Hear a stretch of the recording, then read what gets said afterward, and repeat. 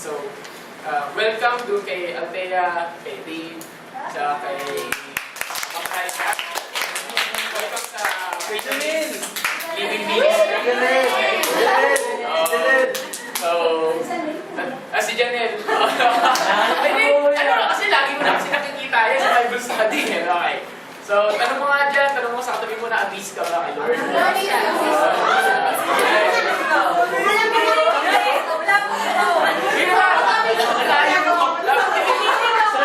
Si Sarap, invite natin. Wow! Sarap. Masarap pala yun dyan. Maganda pala ang pwesto dyan. Pwede ba natin itong nalinsing? Wow! Ano nangyari? Here. Okay.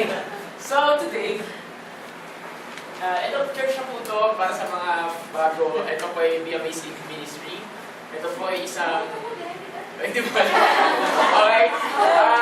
Last May 8, 13 months na tayo. So, we are 13 months year-old church. So, nakalaan nyo na 13 months na. Eh, nakalaan nyo after 1 year, ngayon na tayo nagkaroon nakapag-service. Okay. So, and then the last time meron, last December, pero ano naman yun? In all yung naman yung techno. Walang praise and worship yun. Okay, service. So, ito yung form of Initial service naman yun. Okay, may exhortation lang. Now, today, actually amazing lang kung paano tayo dinala ng Lord dito sa Navigator. Ako, kahit ako hindi ko alam na nag-exist yung... I know the word. And talaga akala ko church. So, the very start, hindi pala siya church. It's a Christian organization. Then, it's the Lord na naniwala ba kasi God kaya mag-connect-connect ng mga bagay-bagay? Yes. So, hindi na rin sa kalaman ng karamihan na nag-pray tayo ng house of worship natin. At patuloy tayo nag-pray. At patuloy tayo magpa-fasting para sa ating house of worship. Okay? Hanggang magkaroon tayo ng center.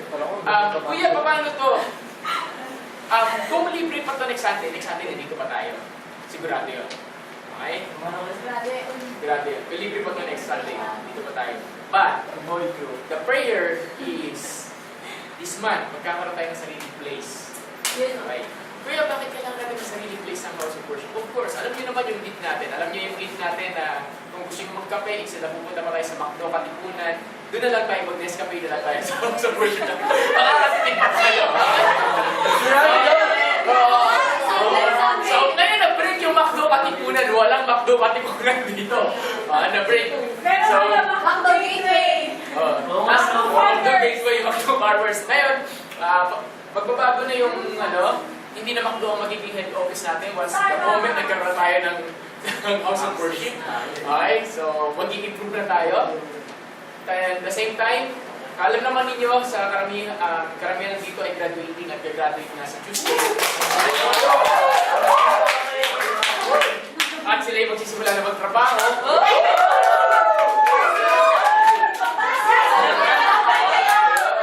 Yan. Wala pa ako susunod. So, yung mga nag-graduate ko pwede tumayo. Lahat ng graduate nag-graduate.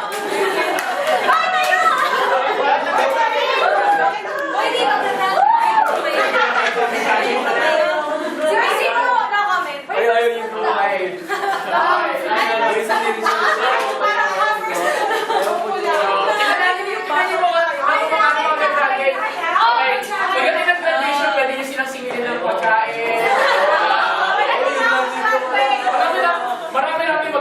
Next Sunday. Okay, alam na. Jay ko lang yan. Alam niyo naman tayo. Okay. Nice. Okay. Relax daw, kuya. Dito, Diego. Ano? Relax na, kaya dribble, magkahalo. Okay. Now, ito na yung nangyari. Today as we start bago tayo preaching. Okay. Gusto ko muna kayong dalhin sa isang journey. Okay? Journey. Paano tayo napunta dito sa lugar na to? Okay. Sa UP, alam nyo na napakainit. Right? Alam na lang ko. Sa mga hindi namin nakasama sa UP, di ba? You are blessed. Yun ang masasabi ko. You are so blessed. Okay. Sa Kasi sa UP, ano lang naman yan eh. It's either kung hindi ka naulanan, tumatanggap yung pawis mo na yung may bigyan ko sa ano. Tapos, ang pinaka-isa pang dinidesire, lalo naman kalalakihan, isa sa tinatanong sa akin, kaya may nasan yung CR. Alam, yung CR kasi sa UP, kailangan mo sumakay ng isang jeep. Bago ka sa pinakamalapit na CR. Pwede mo naman lakarin, pero parang naglakad ka ng from Gateway to Depa Q-Mart. Yung sinakyan yung tricycle kanina, garang gano'n yung nilakad mo. So, malayo-layo para makapag-CR ka lang. So, kanya-kanyang paraan na lang yun. Pero sa babae, praise God, o kanya-kanyang paraan.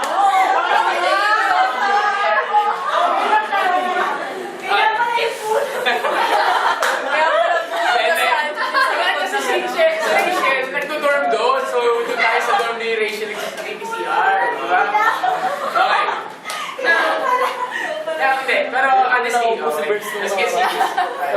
Ano talaga, amazing lang ginawa ng Lord kasi dumating sa time na sobrang init na siya yung biniliman na kailangan natin umalis dun sa place, kailangan natin umalis dun sa venue, na dun tayo dun sa, tawag dun, yung sa gilid niya, para lang mahanginan, para mag-praise and worship, right? Sino nakakalala na? Sino nandun? Sino present ng time na yun, di ba? Sobrang init niya. Tapos nagpe-pray tayo, ito amazing, ito kailangan natin ng ulan, saka hindi uulan.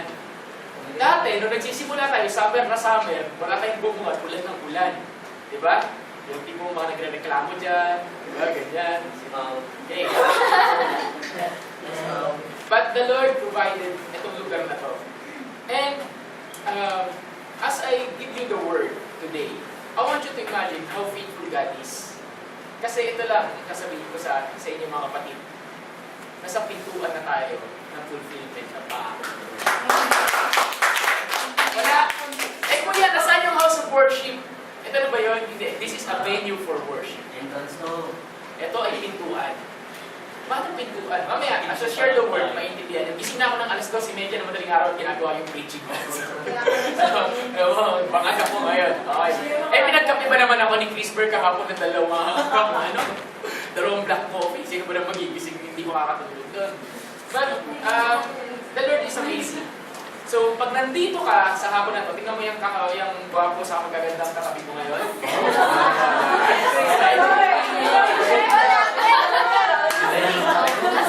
Isa lang ibig sabihin, pinagay sa tuluran nyo! Ay naman kayo!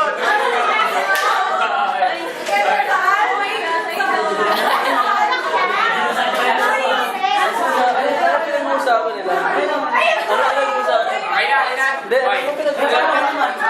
Okay, alam niyo, ibig sabihin na, kung yung taong yan ay nandito kasama mo ngayon, saka yung mga tao na wala na dapat kasama natin today, they are called by the Lord to be blessed.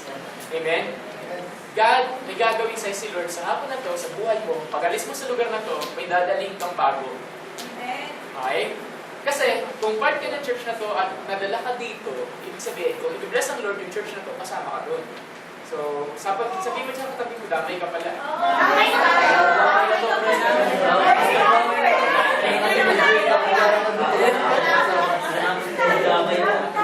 So, ang tanong na lang, gusto mo ba madamay?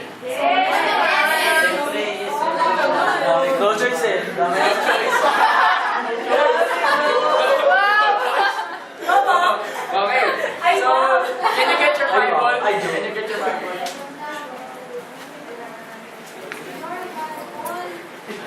Let's get our Bible. And if you have pen and paper, okay, sulat natin. Malapit na dumating ang araw na magpa-PowerPoint tayo. Malapit na dumating ang araw na complete set tayo. PowerPoint. Ngayon, kung yung bike doon sa house of worship ba natin aircon, parang hindi muna, pero lalagyan natin ng isang katutak na electric fan. Tipo, tapos bibili tayo ng yung ilalagyan ng tubig, yung ilalagyan ng... Dispenser? Ilalagyan ng yelo, ano tawag doon? Cooler? Pakita ko sa ito, ano ba?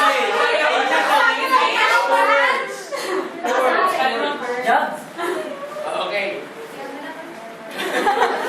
Okay, so, nandun na, Joshua chapter 5.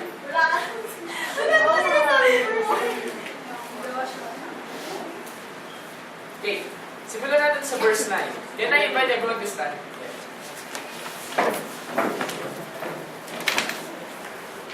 Mula sa verse 9. Then the Lord said to Joshua, "Today I have rolled away the reproach of Egypt from you." So the place has been called Gilgal to this day. On the evening of the 14th day of the month, while come at Gilgal on the place of Jericho, the Israelites celebrated the Passover. The day after the Passover, that very day, they ate some of the produce of the land, unleavened bread and roasted grain. The manna stopped the day after they ate this food from the land.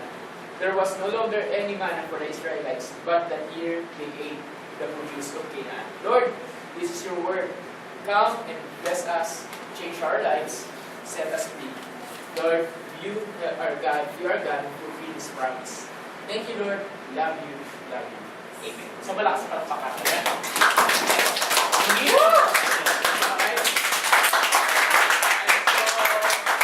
Hihila pa ba kayo? Wala na tayo sa UP, di ba? Okay? If you think, ano po? Ay, sino naman ang Bible? Papay naman ang Bible si ate. Oras na, oras pa siya. Kami na ulit. Thank you po. Salamat. Mag-thank you naman kayo. Si Burns daw. Tsaka yung Okay. lalaki. Sino yung wala? Mga lalaki po. Ako, meron. So, Joshua chapter 5, verse 9 to 12. Okay. Marami tayong Bible verses na dadaanan sa araw na to. Oh, po. Okay. Ay, sige. Pakitanong nga yung sa katabi mo, prepared ka na ba? Yes. Prepared ba? Ikaw, ano, prepare sila ba?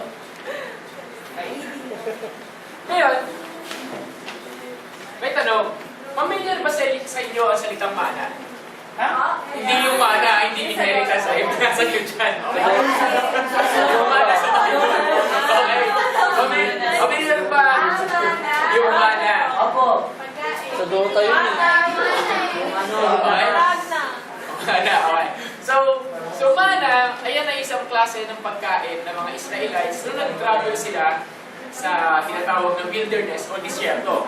Okay, ano ang mana? Ang mana ay parang tulad ng isang, etong pinakamalapit na ano sa atin, cereals.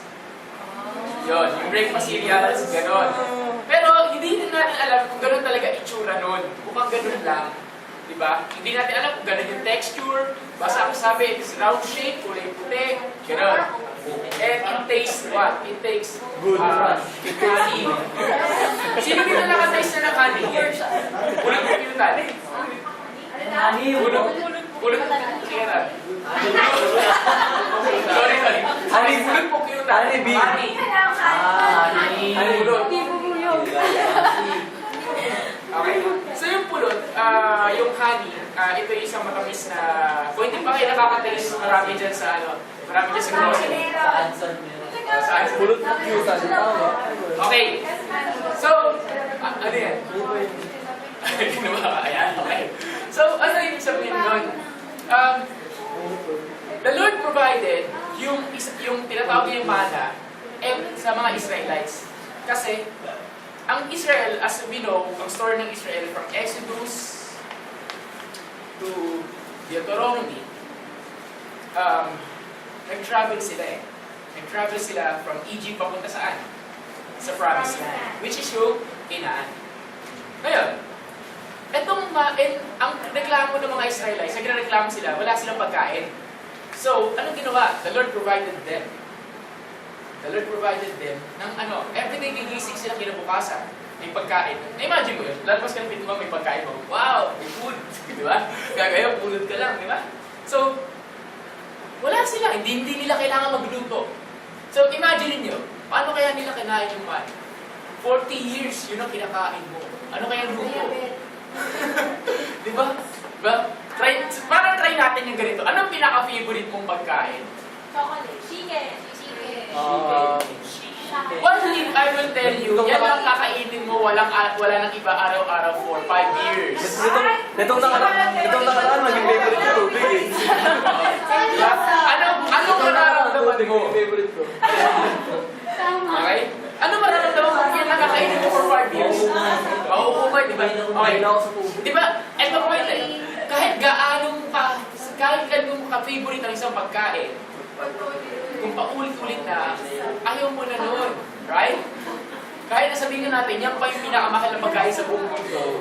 Kahit paulit-ulit siya na pagkain mo, 1 linggo nga lang, ulam eh. Ayaw mo na, di ba? Tubig. Tubig na naman. Tama. So, alam mo yung pangal? Sino nakakal ng pangal? Pangtong init. Pangatlong init.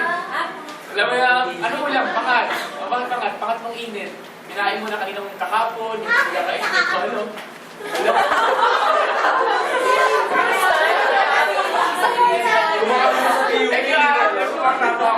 Okay, now, the manna speaks of God's provision. Manna speaks of God's provision. It tasted like honey, and there's a specific instruction for the manna. Okay? So, yung manna daw, ito yung provision ng Lord para sa Israel kasi hindi na nila kailangan magtrabaho para makakain. Paglabas nila ng pintuan, may pagkain. Tapos pangalawa, specific, sa pagkuha ng mana, may specific instruction ng Lord. Hindi yan yung tipong, sige, ang specific instruction is this. Kailangan, pag kumuha ng pagkain, yung sapat lang sa'yo. Hindi pwede sobra. May mga makukulit na Israelites. Ginawa nila, kumuha sila sobra. Kinabukasan, alam niyo kung nangyari? Sino daw may idea? Nasira. Paano nasira? Sino ko sa Bible dito? Paano yung specific na nasira? Nakalagay sa Bible. Ay, nakalagay dyan. Sino? Siyempre, maliban doon sa dalawang matanda na sa dulo, alam niya. Alam na yung hindi yan. Okay, sa mga bata sa harapan na kausap ko, okay. Ano ang nangyari sa mana? Paano siya nasira? Ano? Sino sure sa sagot niya na sinasabi sa Bible? Ay, sabi sa Bible, yung mga makukulit na Israelites na nagtabi ng mana, kasi feeling nila, wala nang mana kinabukasan eh. Baka for this day lang. So, in case of emergency, mag-store na kami. Pero ang instruction kumuha ka lang ng sapat at kaya nyo kainin for the day.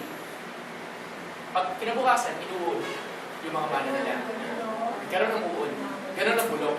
So, doon natakuhan yung mga taga-Israelites. Kasi ang specific instruction, sapat lang for the day, then ang kukuha lang sila ng maraming mana, mag-store lang sila every Friday. Kasi pagka Saturday, Sabbath day nila, the rest day of the Lord, walang darating na mana. Yung iba, magtitigas naman yung ulo. Yung una, sabi huwag kukuha ng sobra. Maliban sa Friday. Okay. Yung iba, matigas yung ulo, hindi kumuha ng sobra ng Friday. Pagbukasan ng pintuan, inaasahan nila, may mana, may pagkain sa harap ng pintuan. Kaso, wala. Fasting sila ng oras. Okay. So, tanong, gusto ba ninyo yun ng ganong setup? Na paglabas mo na, yung pagkain, hindi nandiyan sa pintuan mo. Siyempre. Diyan na naman yung tubig. Diba? At take note. Kuya man, gaano katagal kinain ng mga taga-Israel ang mana? 40 years.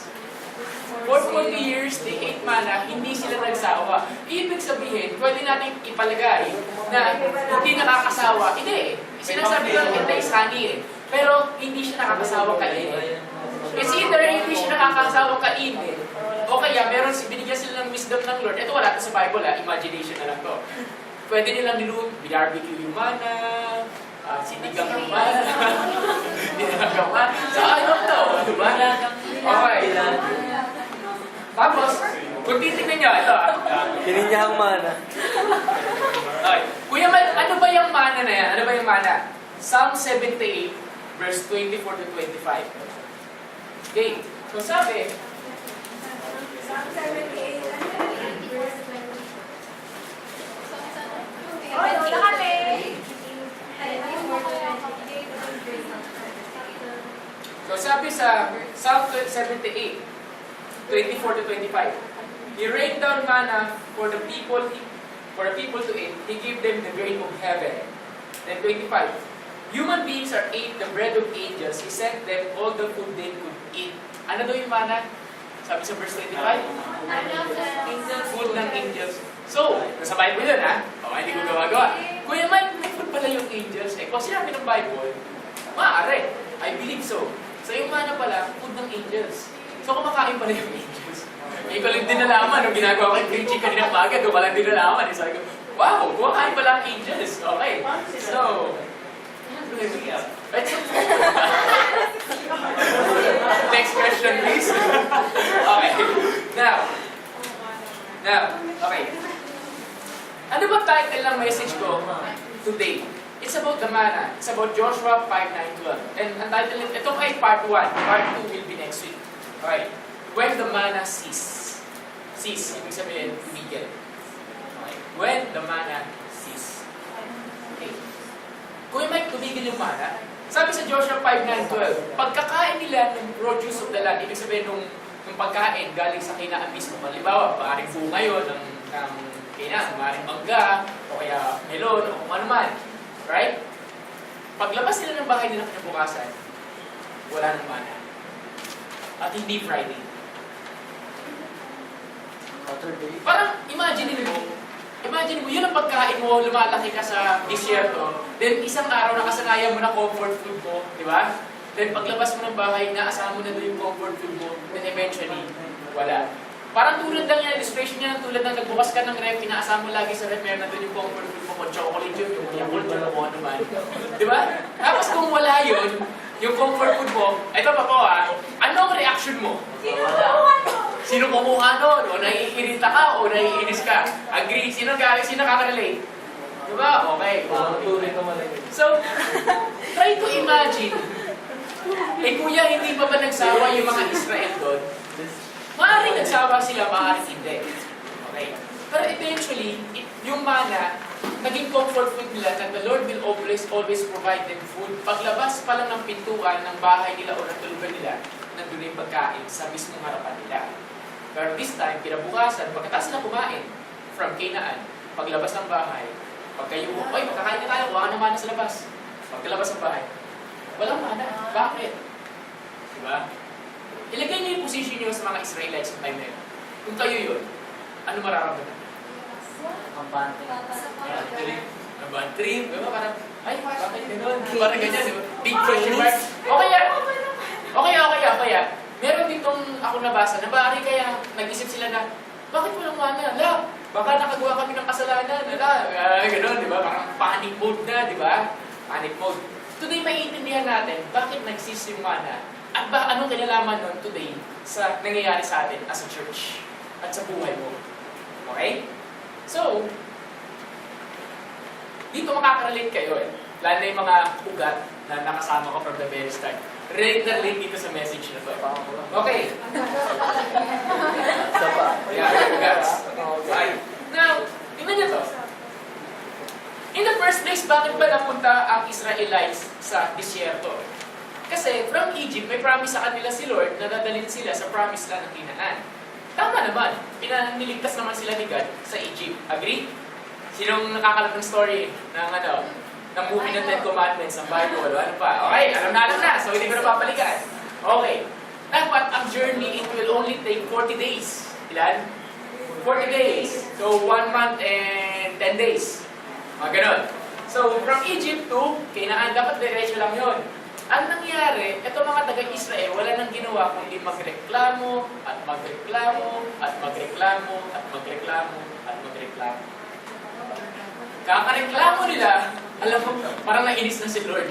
At ang nangyari, ay instead na 40, at hindi lang reklamo, sana ba kung reklamo lang, yung lack of faith. Wala silang faith kay Lord. Wala silang trust. Sa kapila ng mga signs, wonders, and miracles na nakita nila, wala silang tiwala kay God. Nawawala sila ng trust kay Lord. Gusto nila bumalik sa Egypt. Then what? Ano ginawa ng Lord? Instead na 40 days, naging 40 years. So, tingnan mo yung katabi mo. Baka sa, tanong mo nga yan, baka matagal ka na naglalakbay.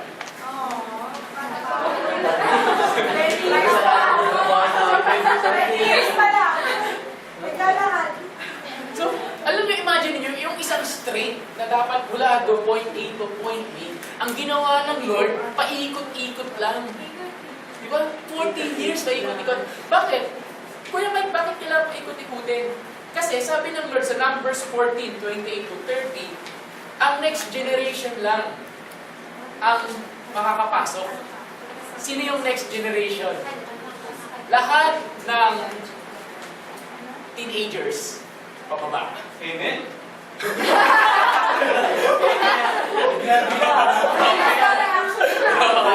Bakit teenagers pa ba? Kasi sabi, 20 years old and up, hindi na sila makakapasok sa promised land. Ulit? Ulit? 20 years old and up. Sa Old Testament, medyo may tulong. Okay. 19 na lang kami. Okay, now. Buti na lang. Now, 19 years old pa ba? Maliban kay Joshua saka kay Caleb. Sila lang yung dalawang matanda na 20 years old and up na makakapasok saan? Sa Promised Land. Even Moses, dapat papasok siya sa Promised Land. Pero dahil merong isang command si God na hindi niya sinunod, kasi nainis siya, hindi rin siya nakapasok sa Promised Land. Ano yung command? Sinabi ng Lord, dumating yung time nagre-reklamo yung mga Israel kay Moses at kailangan nila ng tubig. At ang instruction is specific ng Lord kay Moses, magsalita ka sa bato. Then after speaking to the rock, merong tubig na labas. Kaya hindi siya nagsalita sa bato. Parang nairita siya sa Israel. Ginawa niya, out of his irritation, pinalo niya yung bato. May tubig na lumabas. Pero pinalo niya. Ano yung instruction? And because of that simple disobedient, hindi siya nakapasok sa promise. Old Testament naman yun. Okay.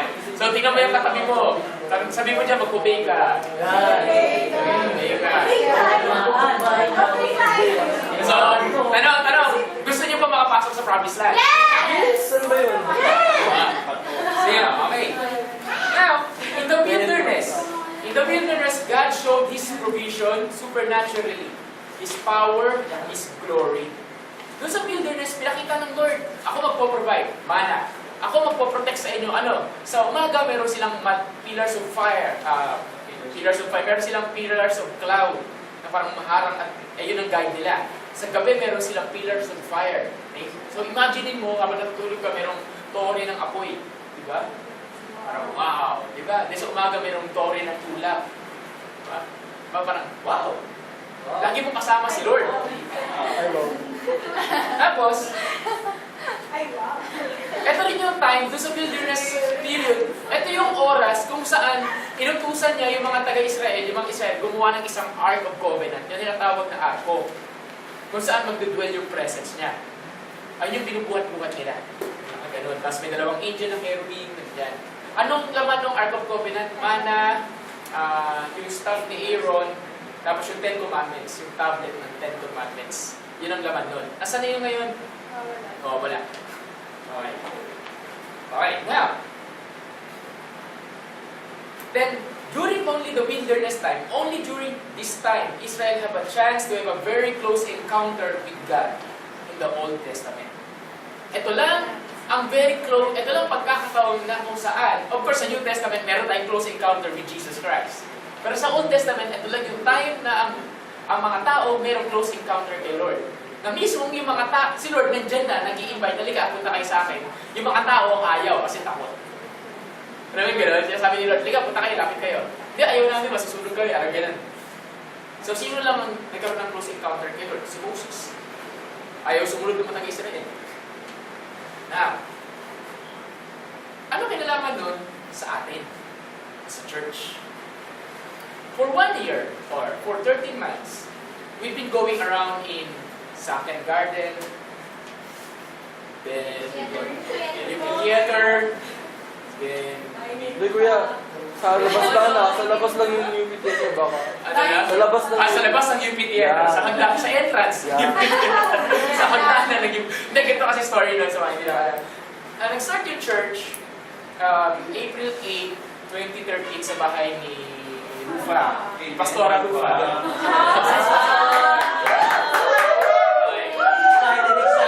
Na merong simple kala mong Bible study lang. Then eventually, what happened next is this. Then we started to go sa McDonald's, sa Marikina. At hindi kami pag-praise and worship. Sinubukan namin sa Sunken Garden sa UP Diliman. At hindi namin akalain na magsusunod-sunod siya. And from there, sa UP Diliman, nagkapag-praise and worship kami, then doon nagsimula yung tinatawag na 60%, 65, 70% ng gathering namin, umuulan. Ang ganda-ganda ng sikat ng araw, pag magsisimula na kami mag-praise and worship o mag-preach, biglang babagsak ang ulan. Hindi mo alam kung pinagtitripan ka ng panahon. Ganun. So, kaya alam nila yan bago kami mag-service, kaya darating ang Sunday. Dati Saturday pa darating ang Saturday. Titingnan ko yung weather. ano ang weather kinabukasan? Para may plano ka na. Walang bubong di ba? Nagkaroon nga, binigyan ka kami, sumilong ka kami. Ang nangyari naman, binasa pa rin kami. Alam mo yung gano'n? Yung pwede yung isang side lang yung ulan, kaso iniikutan lahat ng side. Parang, ano ba ito? Nananadya ka ba? Parang gano'n. Then, we don't understand that. Sabi, Lord, oo, nasa prophecy. You have given me kaya nga ako, may kinakausap ako namin, Lord, you have prophecy sa akin. Nakita ako nagpipreach at umuulan. At yung ulan na yun, sabi nung nag-prophesy sa akin, is a symbol of the power of God in His church. Power of the Holy Spirit. Then I'm questioning, Lord, bakit literal? Bakit yung preach ako umuulan? 65-70%. No joke. First 6 months. 7 months, umuulan. No? Alam nyo na mga kasama namin. Masaya-saya ng church, no? Okay. Now, from Sunken Garden, nagpe-pray kami, Lord, bigyan mo kami ng bubong, ng may bubong. Indeed, He did. He gave us may bubong lang, walang pader. Kasi bubong lang. Ayaw, walang PowerPoint. Well, alam mo yung may bubong, that is yung entrance ng UP Theater. Yun, yung entrance lang, tapos nandun kami nakaupo sa hagdanan, at bubong lang talaga siya. At least, pag tumulan, may bubong. Diba? Yun nga lang, kita kami ng mga tao. Then from there, from UP Theater, bigla nagkaroon ng time na kinurdon siya ng mga security guard kasi may mga nagkakalat, which is hindi kami. Ay, kami nga yung naglilinis kinurdon siya ng security guard, so hindi namin pwedeng gawin na siya doon. And we're still praying, Lord, give us a house of worship, give us a house of worship. Then eventually, the Lord showed the vision kay Kuya Chris nyo, yung mama na nasa likod.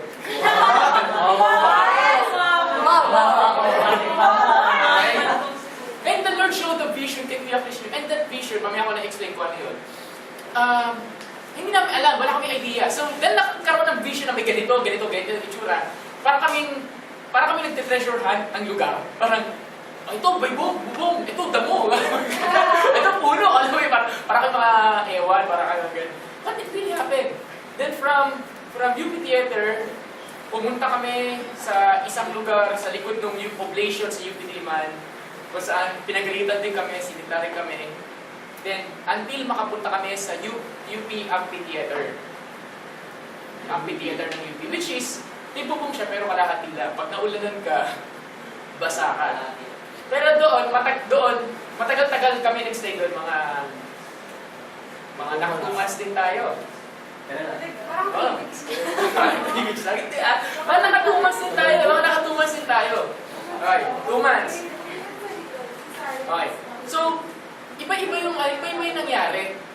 Then, after 7 months of just having 8 people, kung yung doon sa UP Amphitheater, it's a big space. Okay lang, at makadaan lang doon sa sakyan.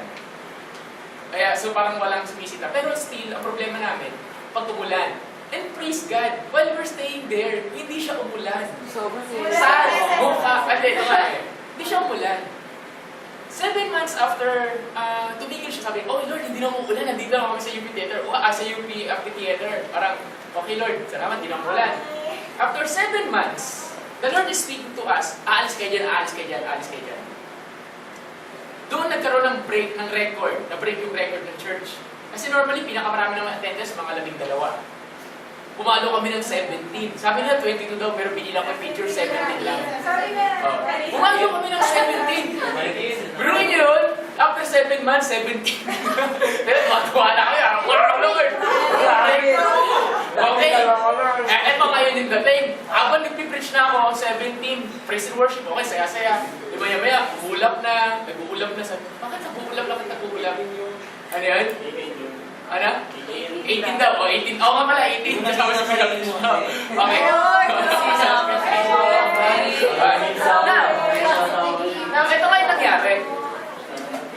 After mag-praise and nag-worship at nang nag-preach na ako, biglang bumagsak ang isang napakalakas na ulan. Na hindi mo alam kung saan ka magtatago, buti na may dala silang payo, tuloy ang service. And ulan, and amazing. Yung mga nandun, kung alam nyo yung mga taong hindi nakita yung event na yun, I'll tell you, that is one of the most amazing moments na nangyari sa gathering. Umuulan ko yung Mike, nag-service, iba yung ginagawa ng Lord. Ano umuulan kakaiba? As in, nakikita mo umuulan, pero tuyo yung paligid mo. Umuulan lang dun sa pwesto nyo. Pero the rest nung asfalto na dinadaanan ng kotse, tuyo. Ano nangyari yun? Ewan. Parang wow, Lord.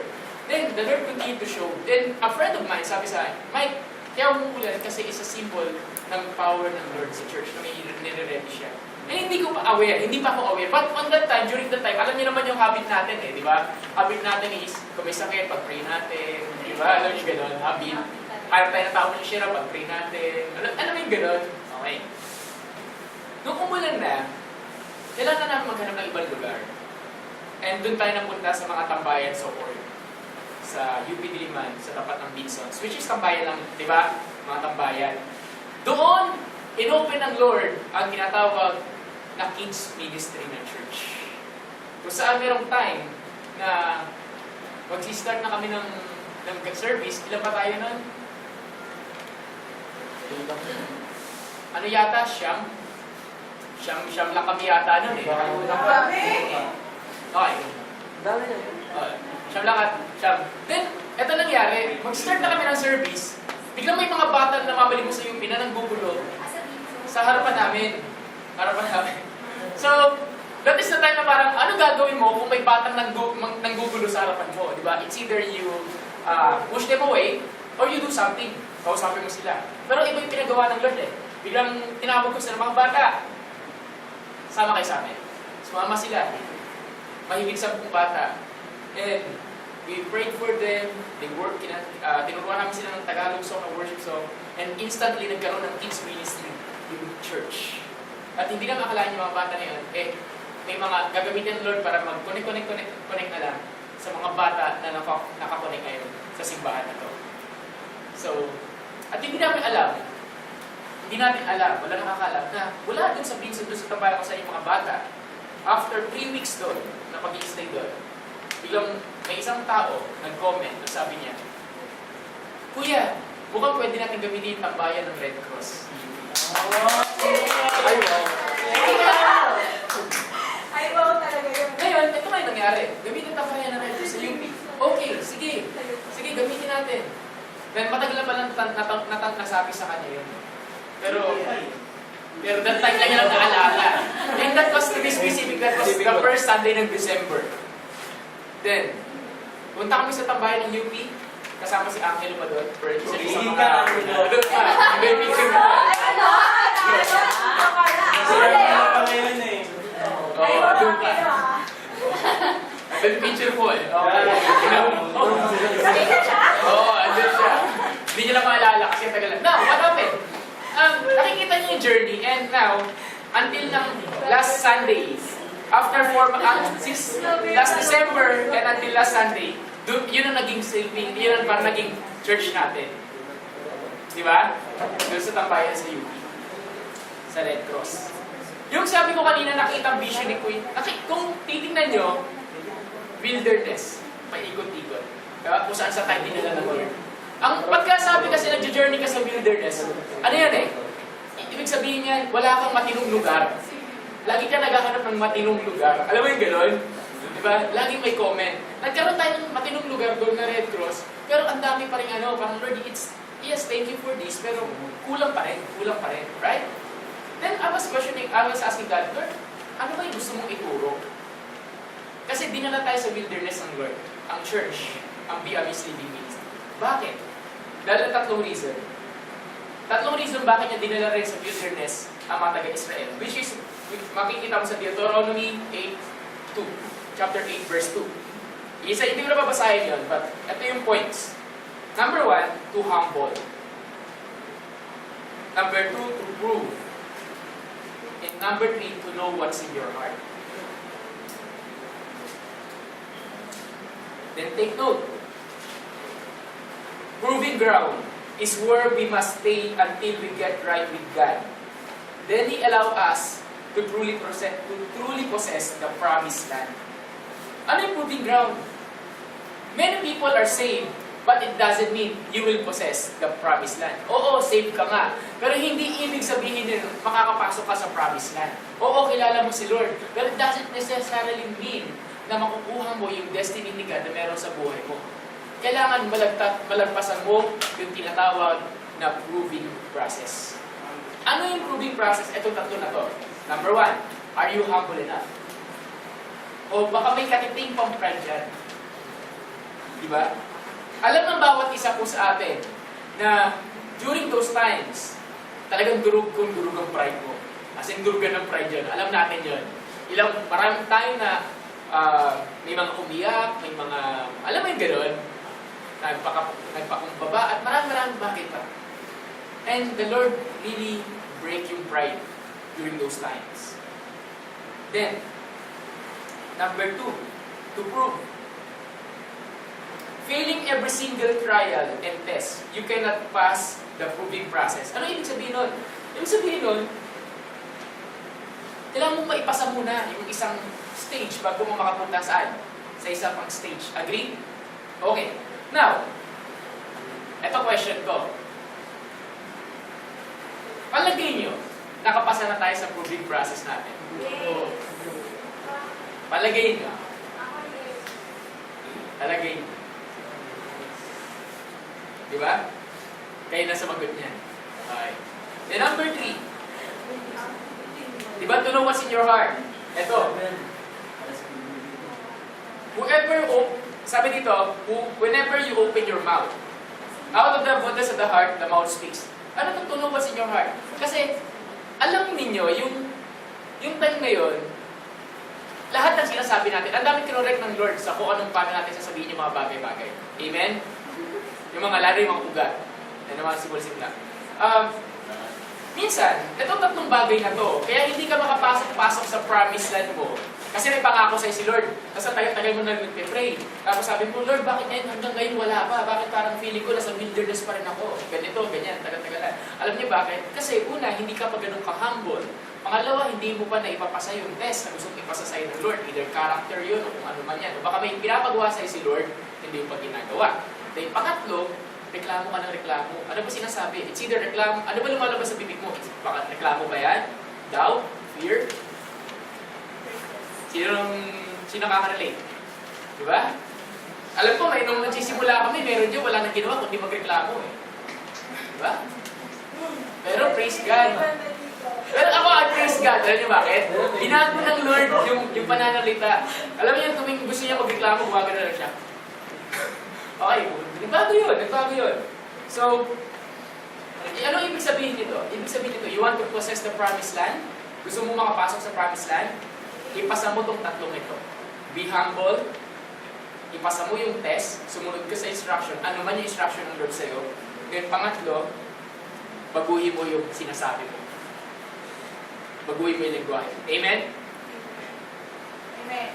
Amen? Amen. Amen. Gising mo ba tayo? Okay. Ngayon, nakakita ngayon ng vision si Kuya Krishno. Kanina, balikan ko lang. Nakakita ng vision ngayon si Kuya Krishno. Sabi yung vision is may bubong sa tabi ng bahay, na may poste, na may damuhan, at may puno. Yun ang specific na hinahanap nating house of worship noong panahon na yun. That was given June 2013. Okay. Now, nangyari siya ng December 2013. Ano yun? Yung Red Cross po yun. Yung Red Cross po yun. Yun. Kasi yung Red Cross ay bubong na nasa tabi ng parang bahay at kulay-kulay yung pader, may puno siya at may damuhan siya sa harap. At meron siyang poste. Yun yung Red Cross yun. Na wala kaming kamalay-malay na pambihira, ito pala yun. Ito, kung kailan pa tayo umalis doon, doon lang namin na-realize na ito pala yung promise mo, Lord. Ginagamit na namin, wala ka, parang ang manhid-manhid, no? Ang tagal-tagal na. Then the Lord showed another vision kay Kuya Krishno, which is isang building na puti. Right? Tama ba ako? Tapos may vulcanizing. Ano na? Ayun, ganyan.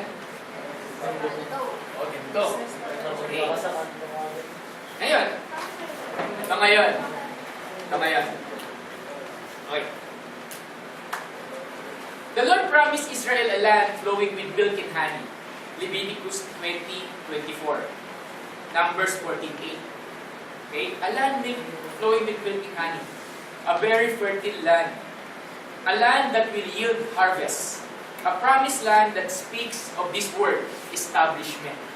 Deuteronomy 6:10.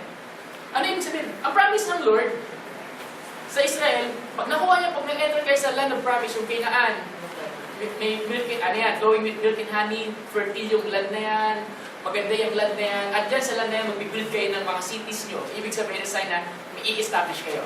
Right? Okay. But the moment they entered the promised land, the manna ceased. The moment they entered the promised land and the moment they ate the produce of the land, biglang tumigil yung manna. Bakit? Bakit? Diba? Kapatid, nasa promised land tayo. Sabihin ko na, didiretsuhin ko na kaya. We just entered the promised land. Parang ganito yan eh. Bago sila pumunta sa promised land, may tinawiran sila. At ang tinawiran nila, Jordan River. Tumawid na tayo sa Jordan River. Nandun na tayo sa kabila ng Jordan River. Wala tayo sa Jordan River. Andun tayo sa kabila ng Jordan River. At lagyan siya yun, parang, ano nga yung kinalaman ng mana? Yung mana, tingnan nyo, kung pag-aaralan natin lahat, the Lord provided everything. Amen sa atin? Naka 13 years tayo, nag-Jacob tayo, nagtotong, 13 years, wow, naka 13 months tayo, take note ha, nag-Jacob tayo, nag-Totongyak tayo, nagmamakdo tayo, ano ba? Tingnan nyo. Kuya Mike, tingnan nyo rito sa church na to, ilan ba yung nagtatrabaho?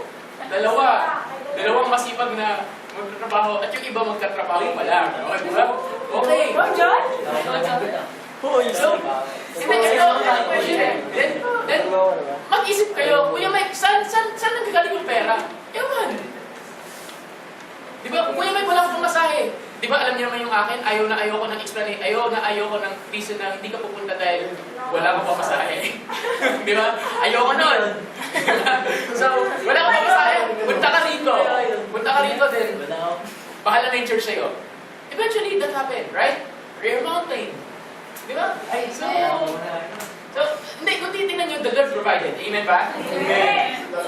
So, ngayon tanong, the Lord provided? Yes. So, kanina, a wilderness, doon makikita mo yung provision ng Lord, yung mana. Tayo, may mana tayo kay Lord. Yun, hindi ko nakalagay sa isahin. Meron. Yung mga nakasama ko, na-experience yun, right? And if you are journeying, if you are in your life right now na parang walang kasiguraduhan, at nandito ka, the Lord is providing your needs. Hindi mo lang siguro napapansin. Siguro mas napapansin mo yung problema, pero actually, the Lord is providing your needs. Baka hindi mo lang napapansin. Diba?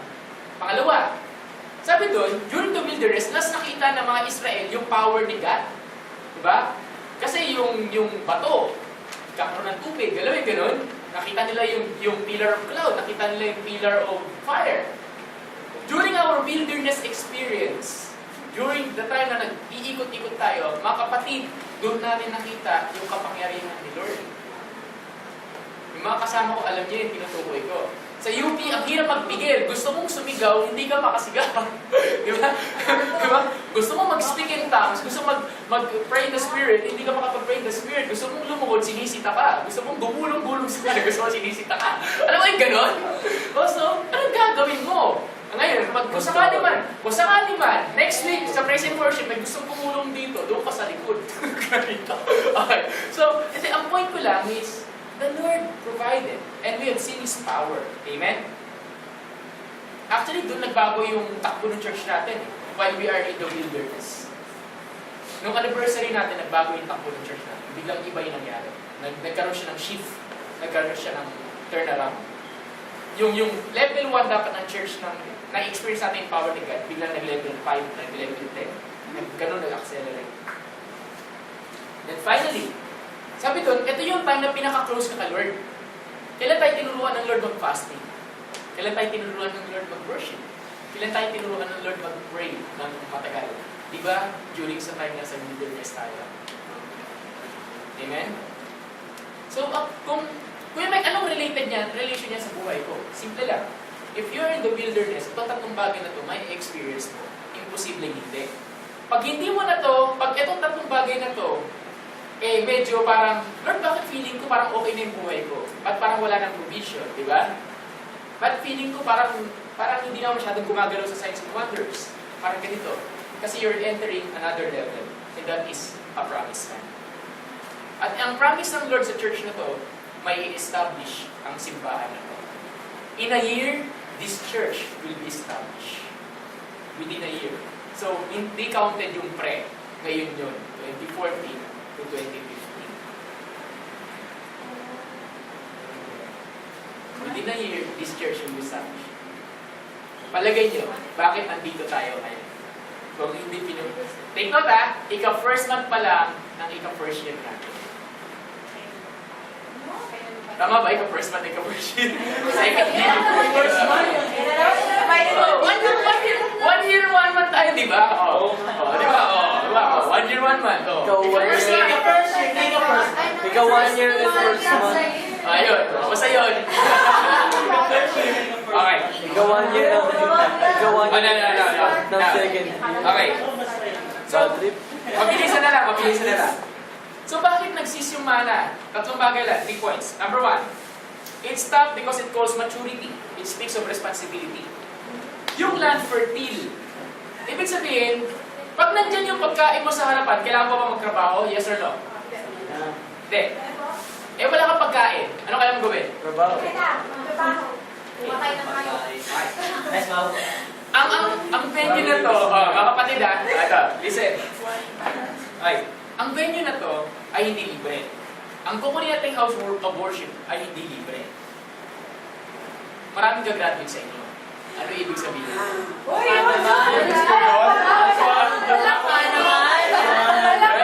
Kung before, kayo yung ganito, Kuya Mike, wala akong pamasahe, pahingi mo ng pamasahe. Ngayon iba na, Kuya Mike, ako na magsusupport ng pamasahe mo. Kuya Mike, 10,000 po, di mo na ako magsigal na ako. Wala akong pang McDo, wala akong pang ganyan. Kuya Mike, anong gusto mo? Tomyang tayo. Kuya Mike, samahan mo ako sa Hong Kong. Diba? Parang ganun. So ano po ito? Kuya Chris din, tsaka Kuya Rap. So ano ang ibig sabihin nun? Ibig sabihin nun, the Lord is calling us to become responsible. The Lord is promotion to ng God eh. Diba? Parang sinasabi ng Lord, it's time for you to become responsible. Kasi hindi ipagkakatiwala sa iyo ng Diyos ang isang bagay kung alam niyang hindi mo kayang dalhin, kung hindi mo kayang gampanan. Amen? Amen. So naniniwala ka ba na kaya mong gampanan ang responsibilidad mo sa simbahan na binibigay sa iyo ng Diyos? Bakit ka na sumasagot? Ulitin ka na. Naniniwala ka ba kaya mong gampanan ang responsibilidad mo? Diba? Okay. Lord, patawag ka ng first word sa mga ayaw sa mga.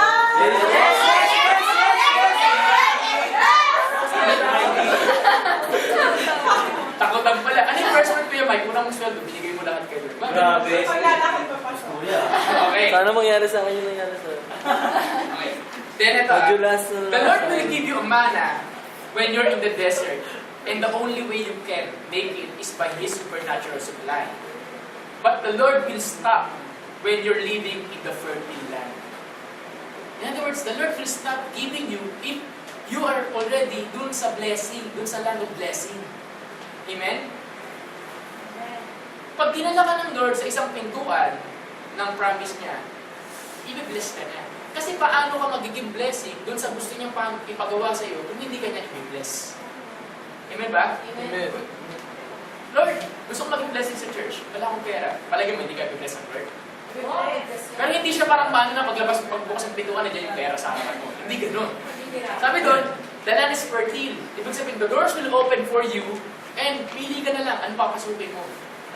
Job interviews will open for you. Pili ka na lang ang papasukin mo. Diba? Amen? Business opportunities will open for you. Pili ka na lang kung ano gawin mo. Agree ba kaya? Amen. Eh Kuya Mike, kami hindi pa mag-work. Tingnan mo yan, promise land. Pagbubukas sila ng mga pintuan sa'yo, favor, maaaring sa pag-aaral mo, sa pamilya mo, then pili ka na lang ano papasukin mo. Yun ang ibig sabihin ng promise land.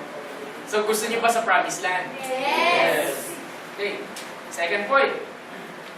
The man is stopped to prevent complacency. Complacency. Alam niyo ang ibig sabihin ng complacency?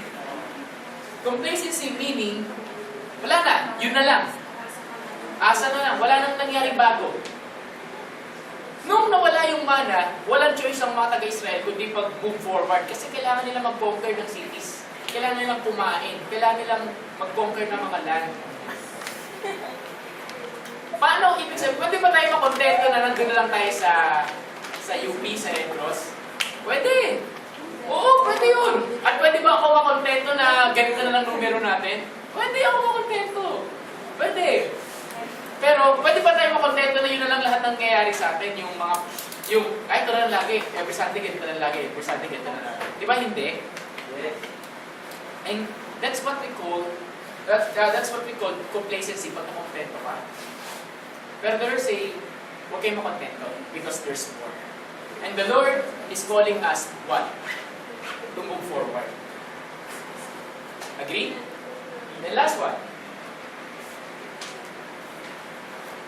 Last one. The Lord is calling, yung mana nag-stop kasi hindi na siya kinakailangan. Hindi na siya kinakailangan. Bakit? Fertile na yung land eh. It is no longer needed. Fertile na yung land. Ibig sabihin, pag nagtanim ka, for sure, may tutubo. Right? At pag meron tumubo, at meron ka pagkain. Tama ba? Okay. Ano ibig sabihin nun? Hindi mo na kailangan umasa kasi the Lord will give you a blessing in your life. Na kailangan mong i-work out. Hindi ka pwedeng, bless ka ng Lord, tapos Lord, bahala ka magpalago nito. Hindi. When God give you something, you need to work it out. Kailangan mong palaguin yun. Amen? Pag may nagbigay sa iyo ng 10 piso, kailangan gawin mo siyang 100. Tatanim mo. So as we end today, itong navigator, paano ka nasabi na ito ay promised land? Ito yung entry point sa promised land. Kasi, hindi ko naman alam, first and foremost, hindi ko alam na may nag-exist sa ganitong place. And we've been praying and we've been looking, Lord, for a room. Mahal ang mga rooms. Mahal ang mga rooms, as we know it.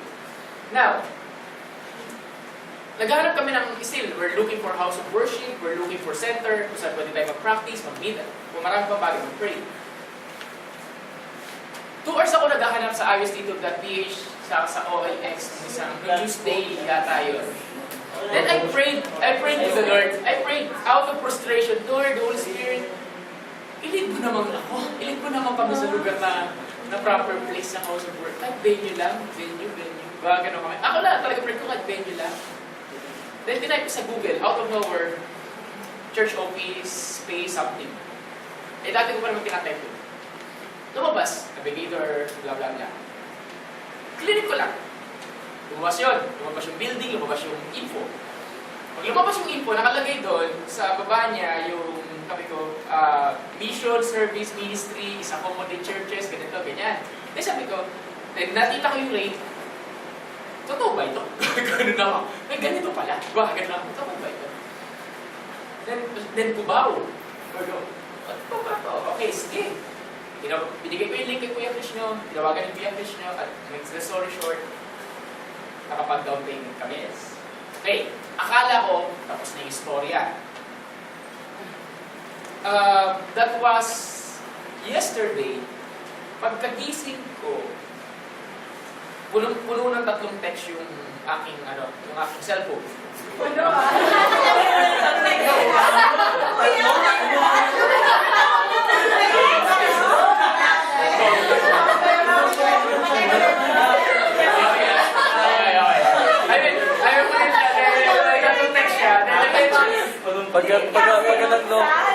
delete sound lang. Ito kayo nangyari. Nung chinek ko siya, Message memory ko. nakalagay doon yung text ni Aljon, nakalagay doon yung how lovely is your dwelling place, ganyan, then, yung text ni Sheila sa akin, then text ni Chris. na yung word na prairie. Now, sa lugar to prairie, tinignan ko siya sa Google, tinignan ko siya sa ano. Then, nakita ko yung isang link doon about a certain, may prairie na parang school. Christian school website. Na ang pangalan ay Prairie. Tapos, may tagline sila, Prairie, tapos may tagline sa baba. Okay? Pagkabasa ko nun, pagkakita ko sa tagline, napasigaw ako, sabi ko, shucks! Buwarin ako. Tapos agad namin, nagkilala siya ako. Ayan. Napasigaw ako, shucks! And guess what? Alam niyo bakit? Kasi dun sa tagline ng Prairie, ito nakalagay. To know Christ and make Him known. Ang tagline ng Navigators, to know Christ and to make Him known. Shucks! So ngayon, ang tanong, ano yun? Then, guess what? Ang Navigator ko ay isang equipping ministry sa churches. Yung Prairie website, isang equipping ministry. School. So, may connection. Now, ito ngayon nangyari kahapon. May instruction na binigay yung isang tao, hindi ko napapakalanan. Then, while we're praying, nagpatawag ko sa prayer gathering kahapon. Okay. Nung nagpe-pray kami, ang instruction is, sa harapan ng place kung saan mag-pray, meron dong symbol na kusino. So, yung kusino, sabi ko, ano yung kusino? Kusino ako ng kusino. Ang spelling ay C-O-S-I-N-O. Iba ko nga mali lang yung spelling kasi naririnig lang. So, naghahanap kami during sa time ng prayer, ng meaning ng kusino. Yung pala, ang spelling talaga, C-O-C-I. It's a Spanish term, which means kusina. Kusina. Ngayon, ano kayo kinalaman? Di ba, in a place, Diba? may gate. At tinagal ko ng gate. Nakita ko nga yung gate. Nasa harap pa talaga namin may gate. Punta ko sa gate, may symbol dun sa baba. May blackboard doon, may symbol. Hindi ko pa napansin kung ano yung behind the gate nung prior to that. Ang una ko napansin yung symbol. Ang una kong symbol doon, mamaya na yung symbol. Behind the gate, ano yung behind the gate. Ano yung symbol behind the gate? Alam nyo ano yung symbol niya? Yung behind the gate, ano meron sa behind the gate? Kusina. Kusina. Okay. Ngayon, ano yung symbol na nakita ko of all the places doon? Yun po yung symbol ng group ng Navigators ni UP. As in, sa baba siya, may picture at nandun siya, Navigator. Ngayon, sabihin niya sa akin, kung hindi si Lord ang nagdala sa atin dito, bakit nagko-connect lahat ng bagay? If the Lord is not telling you right now na diba? You just entered the promised land. And this is a promised land. And this is a fertile land. Hindi lang Navigator. Bigla may nagsabi sa akin that the house of worship is ready available. Anytime, this month, makakuha tayo sa Lilaki Center. Mark my word. Okay? Now, Gusto ko nga. this year, makukompleto yung instrument sets natin. Pero mag-triangle! Mag-triangle na! Kuya Mike! Okay. Seryoso ba yan? Kailan tayo napahiya kay Lord? Never tayo napahiya kay Lord. Amen? Amen. So, can I invite everyone to stand?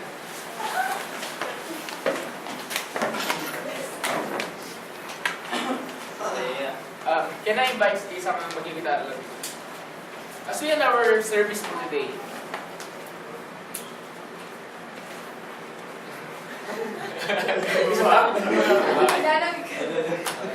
as we end our service for today, my God, are you blessed? Yes. Are you blessed?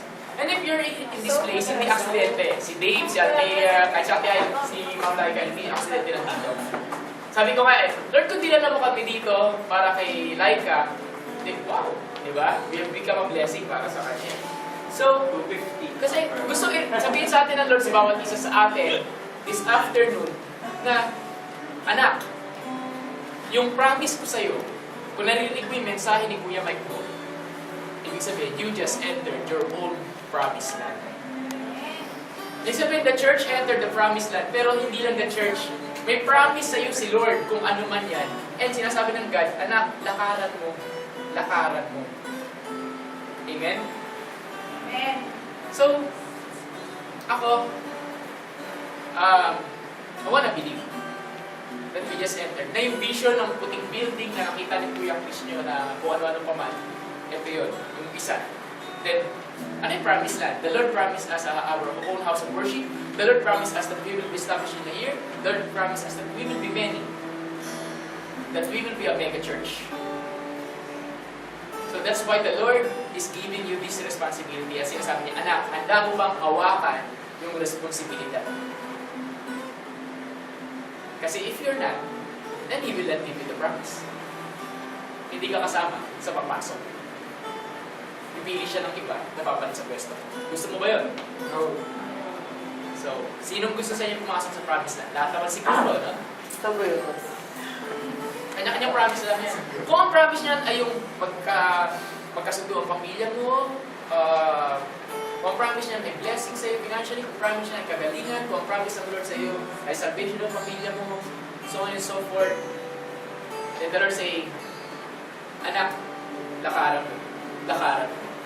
Gusto mo ba maglakad? Gusto mo ba lakaran ang pangako ng Diyos? Yes. So, let's bow our heads. Panginoon, maraming salamat po sa oras mo. And today, nakita namin yung faithfulness mo. Lord, hindi aksidente kung paano mo kami nilid at patuloy mo kami nililid. Today, we just want you to move. We just want you to just use your will, your ways. Show your power and glory. Maraming salamat. Thank you, Lord Jesus. Thank you. Tingin ka sa akin. The Lord's reminding me. Sabi dun, meron akong hindi nabasa dun na note. Then sabi dun, bakit nag-cease yung mana? Maliban dun sa tatlo na sinabi ko, di ba? Kasi hindi na nila kailangan. Pero meron pang isa. Ang mana is a form of miracle. Di ba? Miraculous provision. Pag ang isang miracle, tumigil.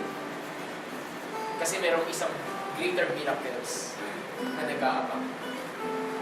Kailangan bitawan yung former miracle para makuha yung greater miracles.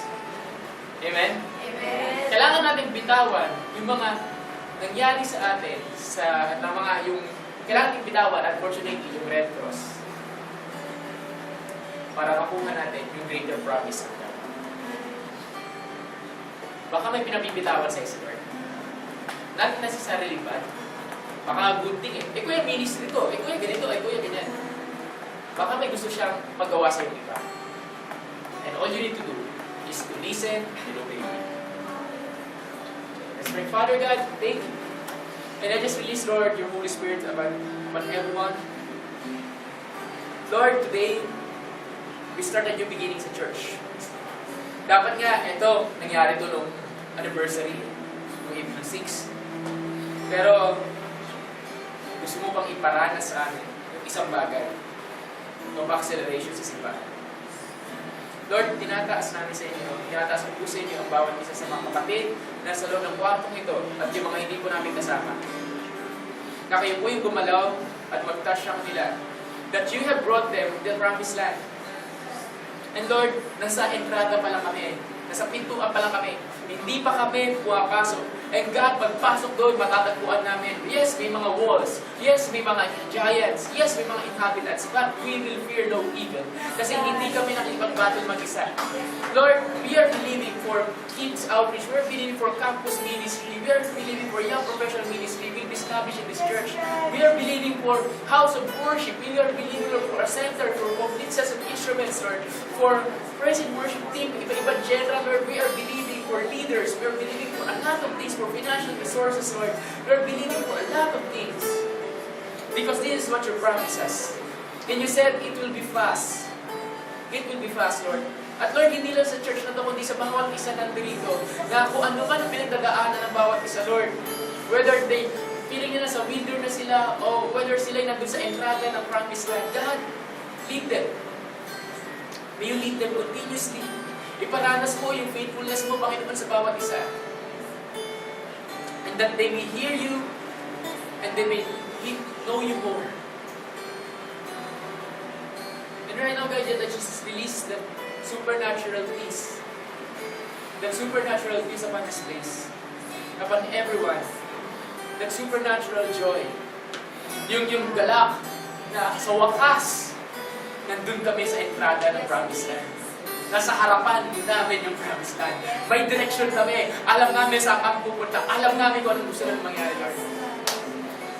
Maraming salamat po. You are faithful, God. You are faithful, God. Thank you, Lord Jesus. Thank you, Father God. Thank you, Holy Spirit. Your name only will be blessed. Amen and amen. Palakpan natin sa Lord.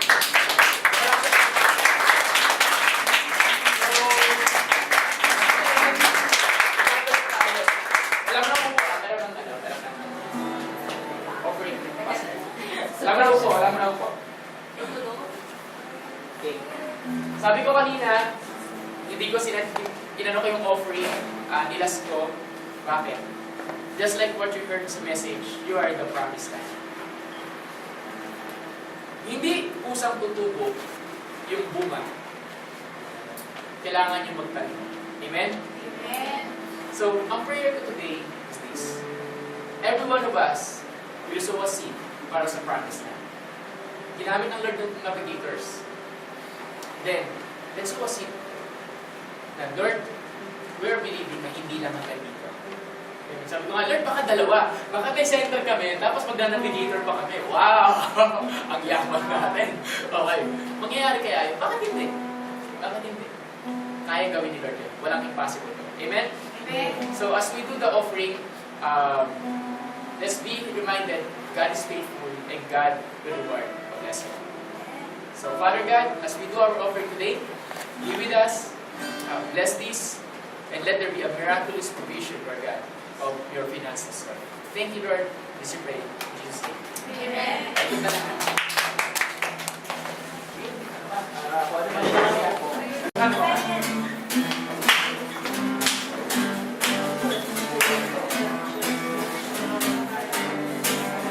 Tara, worship natin si Lord. Better. Better than that.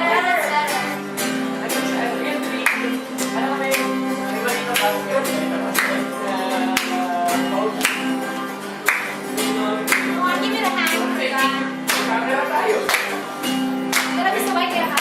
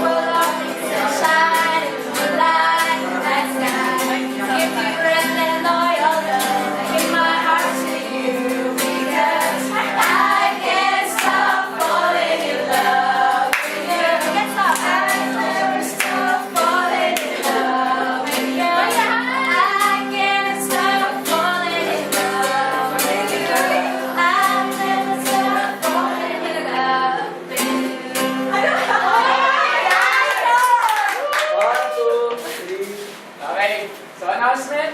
Again. Nasaan na Okay. yun?